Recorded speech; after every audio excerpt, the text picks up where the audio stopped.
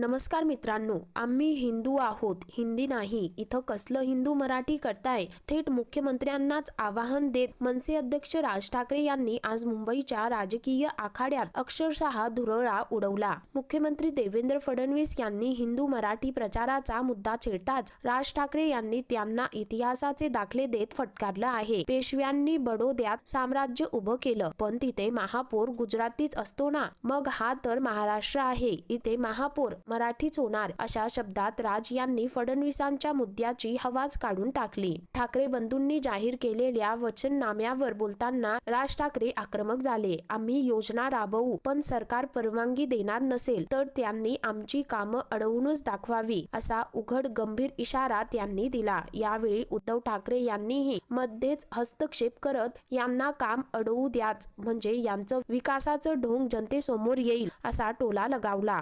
एवढंच नाही तर सत्तेचा अमरपट्टा घेऊन कोणीच आलेलं नाही, हे विसरू नका. आज तुम्ही जे चुकीचे पायंडे पाडत आहात ते उद्या तुमच्यावरच दामदुपटीने उलटतील, तेव्हा रडगाणं गाऊ नका, असा सज्जड दम राज ठाकरे यांनी फडणवीसांवर धरला. एवढंच नाही तर महाराष्ट्राचं युपी बिहार करण्याचा घाट घातला जात असून राज्याचं हे वाटोळं खपवून घेणार नाही, असा गंभीर इशारा देखील त्यांनी दिला आहे. राज ठाकरे यांच्या या वक्तव्यानंतर राजकीय वर्तुळात एकच खळबळ उडाली आहे. तर मित्रांनो, या संदर्भामध्ये तुमची काय प्रतिक्रिया आहे, खाली कमेंट करून नक्की कळवा.